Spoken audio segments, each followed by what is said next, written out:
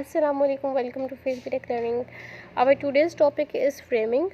Framing is very important topic of data communication, and you are relating to either field of networking, you need to learn that what is framing. So it is a very important part of networking. So first of all, we will see the framing with an example. Let's suppose in your house your 2 or 3 siblings want to send letter to their friends. तो basically वो क्या करेंगे कि वो उन letters को, अब ऐसा तो नहीं करेंगे कि ना कि वो एक ही इन्वेलप में डाल के सेंड कर देंगे उन लेटर्स को. वो बेसिकली उन लेटर्स को डिफरेंट इन्वेलप्स में डालेंगे और फिर उन्हें डिफरेंट एड्रेसेस पे सेंड करेंगे. अब जो हर इन्वेलप है उसके अंदर सेंडर और रिसीवर एड्रेस भी मौजूद है, राइट. हर इन्वेलप उस लेटर की बाउंड्री भी शो कर रहा है, ठीक है. और जो तीनों लेटर्स हैं वो आपस से एक दूसरे से डिफरेंट हैं, ठीक है. ओके, जैसा कि आपको पता है कि जब हम नेटवर्किंग की बात करते हैं और कम्युनिकेशंस की बात करते हैं तो हम ज़्यादातर एज अ एग्ज़ाम्पल हम लेटर्स को ही लेते हैं, ठीक है. तो अगर हम नेटवर्किंग की बात करते हैं तो अगर आप एक मैसेज सेंड करना चाहते हैं अपने किसी दोस्त को from device to device, okay, there is no scenario of through the letter. If you want to send a message from device to device, let's suppose this is your computer and this is your friend's computer and you want to send a message from here to here. The message might be let's suppose this is message and it contains many bits just like that. This is message, okay. This message would be divided into different parts like that, right. And these parts would be converted into packets, or we can say that chunks, ठीक है. तो हम हर packet को या हर chunk को हम frame बोलेंगे. Again मैं रिपीट करती हूँ कि अगर आप अपने किसी दोस्त को मैसेज सेंड करना चाहते हैं, ठीक है, तो वो message as a whole send नहीं होगा. उस मैसेज को डिफरेंट पैकेट्स में या डिफरेंट चंक्स में डिवाइड करना पड़ेगा और हर पैकेट या हर चंक को हम फ्रेम बोलते हैं, ठीक है. तो अब हम कुछ कैरेक्टरिस्टिक्स देख लेते हैं फ्रेम की कि फ्रेम में बेसिकली क्या क्या होता है. तो फ्रेम बेसिकली इसमें हमारे पास एड्रेस होता है सेंडर का और रिसीवर का, ठीक है. एड्रेस होता है, कंट्रोल इंफॉर्मेशंस होती हैं, ठीक है. और इसके अलावा एरर डिटेक्शन इंफॉर्मेशन होती है या इसमें रिटर्डेंसी बिट्स होती हैं, ठीक है. फ्लैग्स होते हैं, ठीक है. और जो सबसे मेन चीज़ है, एक फ्रेम के स्टार्ट में और लास्ट पे हेडर और ट्रेलर होता है. इनमें से कुछ इंफॉर्मेशन हेडर में होती हैं और कुछ इंफॉर्मेशन ट्रेलर में होती हैं. अब कौन कौन सी इंफॉर्मेशन हेडर में होती हैं, कौन कौन सी इंफॉर्मेशन ट्रेलर में होती हैं.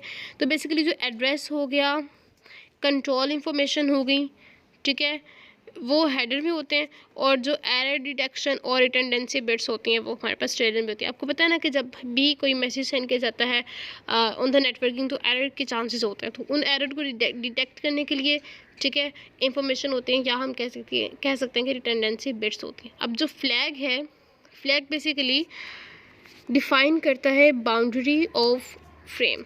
जैसा कि हमने लेटर वाले एग्जांपल में देखा, उसमें हमने क्या क्या चीज़ें देखी थी कि हर लेटर में एड्रेस भी होता है सेंडर और रिसीवर का, ठीक है. हर लेटर का जो इन्वेलप होता है वो उस लेटर की बाउंड्री को शो कर रहा होता है. तो यहाँ पे भी बेसिकली फ्रेम की बाउंड्री को शो करने के लिए फ्लैग्स यूज़ होते हैं. एक फ्लैग स्टार्ट पे होता है और एक फ्लैग एंड पे होता है, ठीक है. ओके, अब हमने एक और बात की थी कि लेटर में 3 हमने लेटर देखे थे और 3 लेटर्स जो थे वो इन्वेलप्स में बंद थे, ठीक है. और हर इन्वेलप में डिफरेंट लेटर था. तो यहाँ पे भी ऐसे होता है कि जब एक मैसेज को फ्रेम्स में डिवाइड किया जाता है तो हर फ्रेम में डिफरेंट बिट्स होती हैं, ठीक है. यानी कि हर फ्रेम दूसरे फ्रेम से डिफरेंट होता है, ठीक है. तो ये तमाम चीज़ें जो हैं वो एक फ्रेम के अंदर यूजुअली पाई जाती हैं. और भी बहुत सारी इंफॉर्मेशन होती हैं लेकिन जो बेसिक हैं वो ये हैं, ठीक है. And now the question is why we need frames, ठीक है. अब सवाल उठते ना कि हम पूरा का पूरा मैसेज क्यों नहीं सेंड कर देते. हमें मैसेज को डिवाइड करने की ज़रूरत क्यों पेश आती है। ठीक है, तो मैं इसकी एग्जांपल आपको देती हूँ, इसको आपको एक एग्जांपल से समझाती हूँ। लेट्स सपोज क्या आप एक कंपनी में काम करते हैं, ठीक है, और कंपनी का CEO आपको एक डॉक्यूमेंट देता है that is consist of 400 pages, और कंपनी का CEO आपको ये कहते हैं कि ये जो डॉक्यूमेंट है ये हमने किसी अदर कंपनी में सेंड करना है, ठीक है, और ये बहुत ही इंपॉर्टेंट है, ये गुम नहीं होना चाहिए, ठीक है, अगर कोई लॉस हुआ तो आप अनएम्प्लॉयड भी हो सकते हैं। ओके, अब आप क्या करते हैं, आप उस डॉक्यूमेंट को डिवाइड कर देते हैं 400 पेजेस में, 400 पेजेस को डिवाइड करते हैं 4 पैकेट्स में, ठीक है, ऑफ 100 पेजेस, ठीक है। अब यहाँ पे भी वही क्वेश्चन अराइज होता है कि आपने ऐसा क्यों किया, आप पूरे को भी तो सेंड कर सकते थे ना, लेकिन आपने उन्हें 4 पैकेट्स में क्यों डिवाइड किया। तो यही बात हम फ्रेम में देखने की कोशिश करें कि हम पूरे मैसेज को फ्रेम्स में क्यों डिवाइड करते हैं, या हम ये कह सकते हैं कि हम फ्रेम्स क्यों बनाते हैं।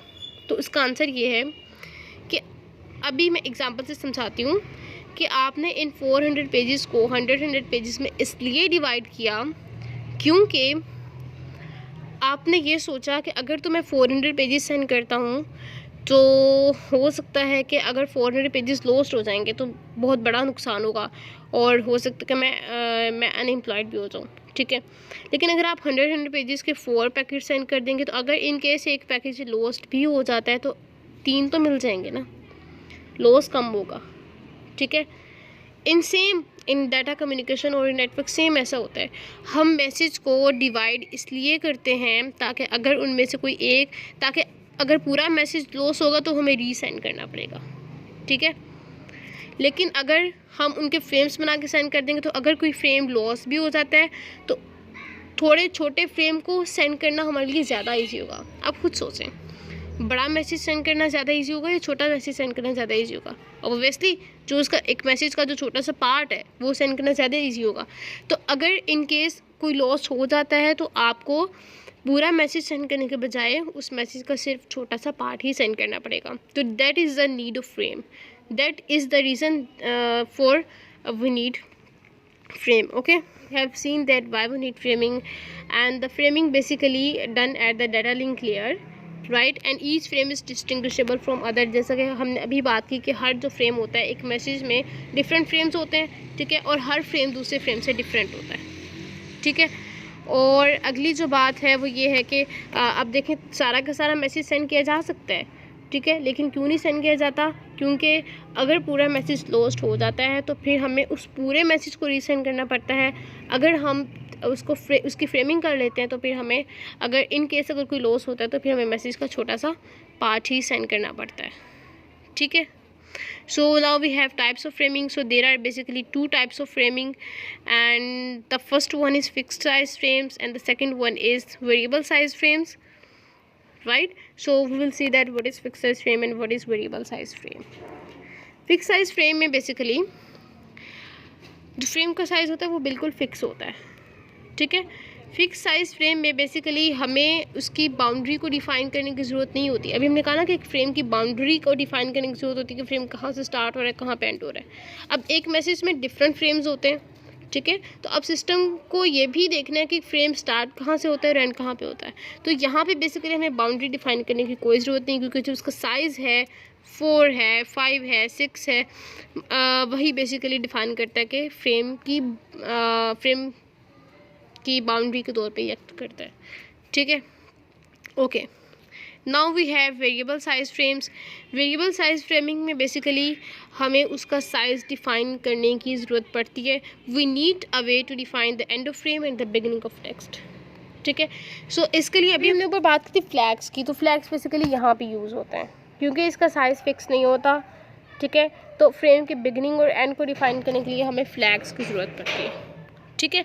ओके, वेरिएबल साइज फ्रेम में बेसिकली 2 अप्रोचेज होती हैं, ठीक है। The first one is character oriented protocols and the second one is bit oriented protocols, ठीक है। कैरेक्टर ओरिएंटेड प्रोटोकॉल में बेसिकली जो इन्फॉर्मेशन होती हैं वो हम 8 बिट कैरेक्टर्स की फॉर्म में जो है वो हम ऐड करते हैं, और बिट ओरिएंटेड प्रोटोकॉल में हम जो इन्फॉर्मेशन होती है वो हम बिट्स की फॉर्म में ऐड करते हैं, ठीक है। और यूजुअली ये फ्लैग की जो इन्फॉर्मेशन होती है ना उसके लिए यूज़ होते हैं। तो इन डिटेल हम नेक्स्ट वीडियो में देखेंगे, ठीक है। और आई एम सो सॉरी कि I am not consistent nowadays because I am very busy in my exams. So जैसे एग्ज़ाम्स ख़त्म होंगे, वैसे भी स्टार्ट नहीं हुए, लेकिन जैसे ख़त्म होंगे मैं अब कंसिस्टेंट हो जाऊँगी। और stay tuned in. Thank you so much for watching the video. If you have any query, then you can comment me below and subscribe the channel, and also hit the bell icon so that our all new videos come very first to you. So thank you so much again. Allah Hafiz. Take care.